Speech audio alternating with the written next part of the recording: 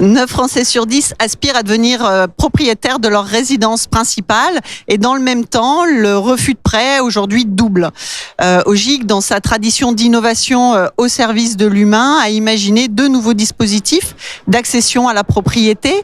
C'est un fruit d'un travail de 2 années avec 2 partenaires, un investisseur institutionnel et une start-up.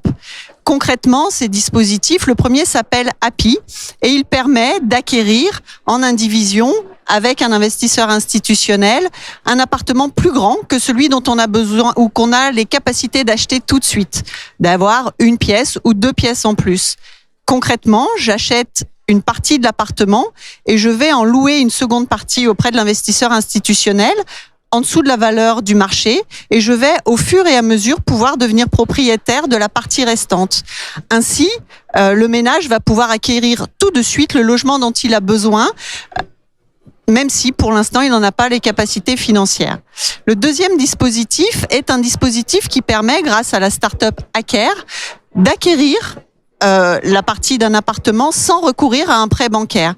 C'est donc une situation qui est intéressante pour tous ceux qui sont exclus du système bancaire, soit parce qu'ils n'ont pas la possibilité d'avoir une assurance à un tarif raisonnable, soit parce que leurs revenus sont très fluctuants et sont donc exclus de ce système. Et concrètement, je deviens propriétaire d'une partie de part de SCI et au fur et à mesure de l'évolution de mes moyens, je vais pouvoir acquérir le complément auprès de cet investisseur et bien évidemment sur la quote-part dont je ne suis pas encore propriétaire, je paierai également l'équivalent d'un loyer.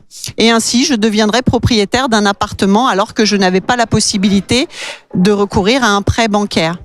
Vous le voyez, ces différents dispositifs permettent de répondre à différents parcours de vie pour une population qui, parce qu'elle a des revenus irréguliers, parce qu'elle est indépendante, parce qu'elle a eu des soucis de santé ou parce qu'elle a un âge un peu plus avancé, a été exclue. Et grâce à ces dispositifs, on arrive à resolvabiliser 15% des ménages en France. C'est significatif et ça répond à un besoin d'accueillir peut-être plus de ménages, de les ancrer plus durablement dans les territoires et surtout d'apporter la diversité dont on a besoin dans les villes à travers une diversité évidemment de revenus, de situations professionnelles ou d'âge.